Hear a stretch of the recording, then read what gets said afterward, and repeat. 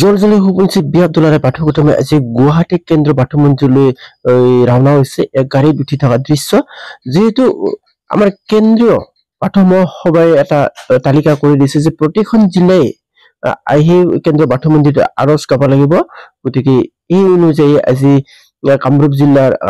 তালিকাত পৰিছে সেই অনুযায়ী আমি কামৰূপ জিলাতে সামিল হ'বলৈ গৈ আছো গুৱাহাটী কেন্দ্ৰীয় পাঠমন্ত্ৰীলৈ ইতিমধ্যে জলজলি হুকুমছে বিয়া দুলাৰে বাথৌ গুঠমে কেন্দ্ৰ পাঠমন্ত্ৰী পালে বাথৌ গাড়ী পাই নামি আছে তেওঁলোকে এইমাত্ৰ কেন্দ্ৰ পাঠমন্ত্ৰী পালে তেওঁলোকে ভিতৰলৈ ৰাওনা হৈছে কিন্তু বতৰ বৰ গৰম বিৰাট টান ৰ'দ তাৰে মাজতে মানুহ আহিছে যেহেতু কেন্দ্ৰই এটা তালিকা কৰি দিছে এই তালিকা অনুযায়ী কামৰূপ জিলাই আজি আৰজ পৰিবেশন কৰিব এই আৰজ পৰিবেশনত গেটৰ পৰা সিধে সোমাই যাই দেখিলো আমাৰ কিছুমান মহিলাই চব্জি কাটি আছে তাৰ পৰা গম পালো যে আৰজ দলক কামৰূপ জিলাই খিচাৰি বা লঘু আহাৰ এটা খুৱাব কেন্দ্ৰীয় থানচালি বা কেন্দ্ৰীয় মন্দিৰৰ আগবাঢ়ি গৈ দেখা পালো যে ধুনীয়াকে পাৰিপতিকৈ আৰজ দল বহাৰ কাৰণে ত্ৰিপল পাৰি থৈ দিছে বৰ্তমান আৰজ দল কিছুমান আহি পেলাই যেটো আগতে কৈছো যে কামৰূপ জিলা প্ৰতিটা আঞ্চলিকে আহিব প্ৰতিটা আঞ্চলিক আহি পেলাই হয়তো কিছুমান অলপ বিলম্ব হ'ব তাৰ বাবে হয়তো কিছু দিন হ'ব কিন্তু কামৰূপ জিলাৰ সময়সূচী মতে ৰাতিপুৱা 9 বজাৰ পৰা আৰজ আৰম্ভ কৰা কথা আছিলে কিয় জানা আমাৰ আৰজৰ মাজতে কিছুমান কাৰ্যসূচী থাকে চিনাকি পৰ্ব থাকে তাৰ পিছত আমি আৰজৰ মাজত আৰু বিভূতি থাকে তাৰ পৰা আমি কিছু দেৰি হ'ল কাৰণ ইয়াত সমূহীয়া আৰজ গাঁও হ'ব যেটো মই আগতে কৈছো যে ৰঙিয়া জিলা বা কামৰূপ জিলাৰ প্ৰত্যেকটা আঞ্চলিকে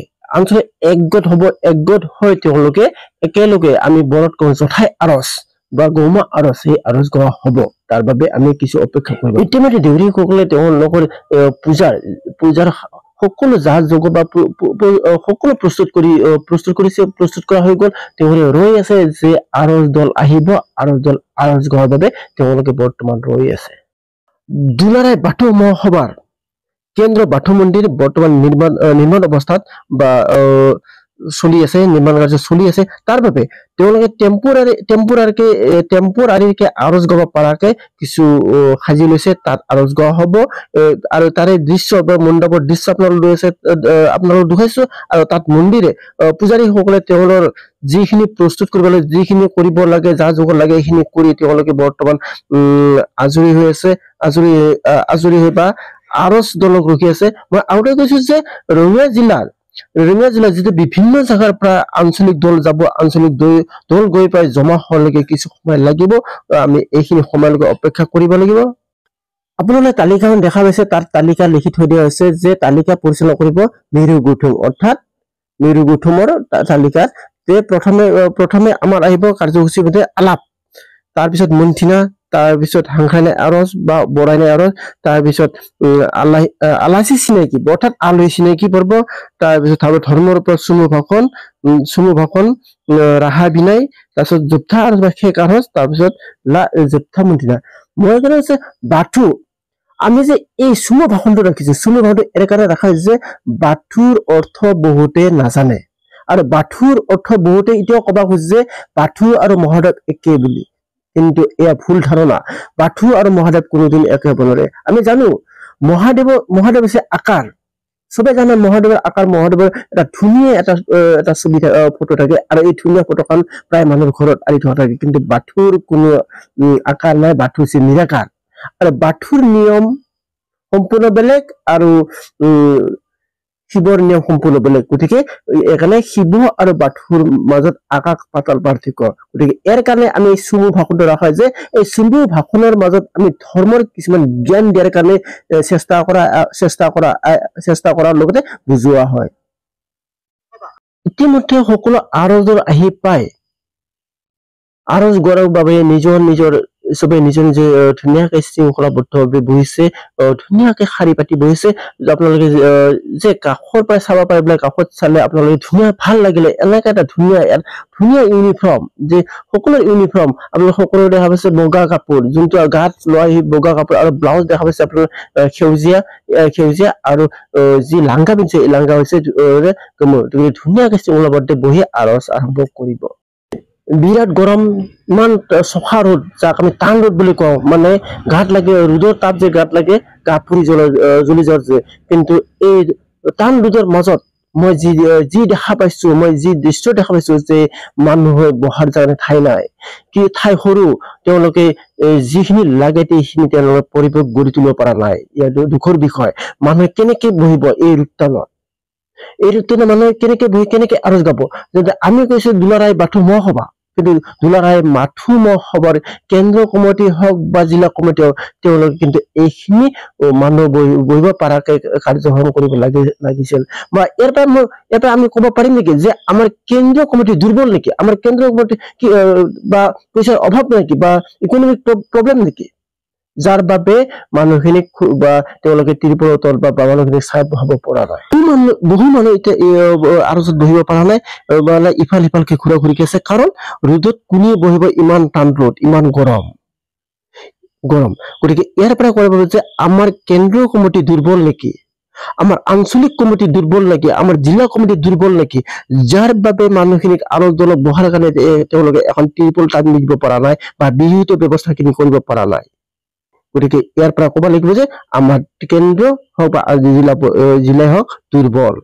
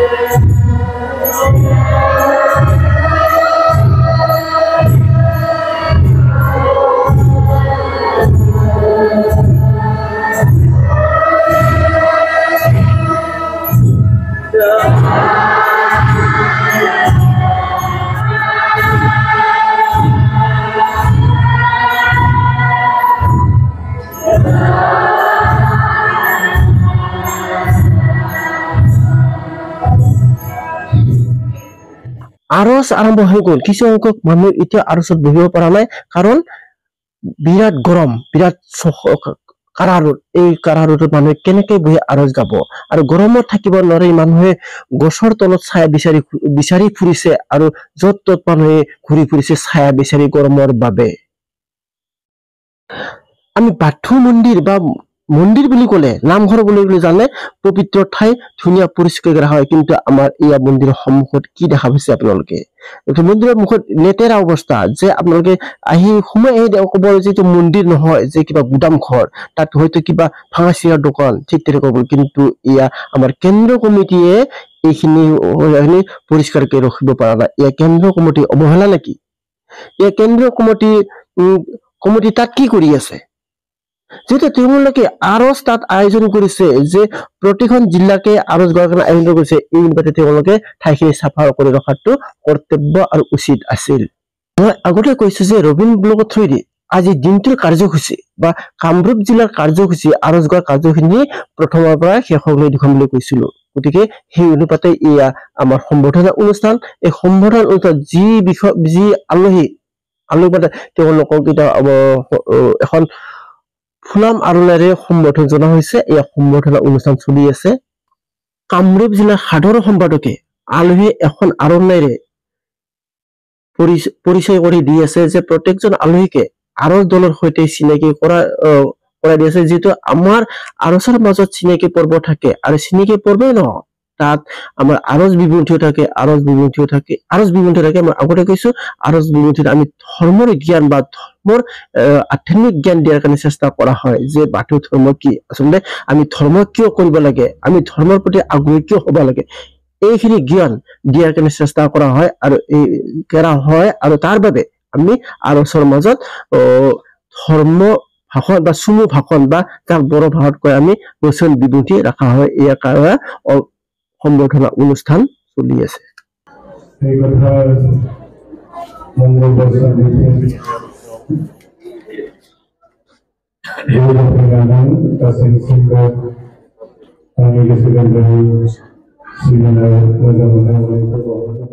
আৰু শেষ হোৱাৰ পিছত আমি খাদ্য খালো বা আহাৰ খালো আহাৰ পিছতে আমি গাড়ীত উঠিম বা গাড়ীত উঠিলেও আমি ইতিমধ্যে গাড়ীত যাত্ৰা কৰিলে ঘৰমুখে যাত্ৰা কৰিলো কাৰণ গুৱাহাটীত বৰষুণ দিছে কলা হৈ আহিছে গতিকে ক'ব নোৱাৰি কেতিয়া ডাঙৰ বৰষুণ হৈ যায় আৰু ডাঙৰ বৰষুণ হোৱাৰ লগে লগে সকলোৱে জানে যে গুৱাহাটীত বানপানী হয় এজাক ডাঙৰ বৰষুণ দিলে গুৱাহাটীত বানপানী তাৰ বাবে আমি খাৱাৰ পিছতে এক ছেকেণ্ড ৰখা নাই আমি দৌৰা দৌৰি বাছত উঠি আমি 40 মিনিটৰ ভিতৰত ঘৰ যাই পাম যিহেতু ইয়াৰ পৰা গুৱাহাটীলৈ বেছি দূৰ নহয় আৰু ৰাস্তা ভাল হাইৱে ৰাস্তা গাড়ী অলপ ফাই আহিছে গতিকে গাইজ যিসকলে ৰবিন ব্লগ চেনেল চাই আছে তেওঁলোকে সাবস্ক্ৰাইব কৰি ল'ব আৰু যদি ভিডিঅ চাই ভাল লাগিছে কমেন্ট কৰিব লাইক কৰিব শ্বেয়াৰ কৰিব আকৌ লগ পাম আন এটা ভিডিঅ'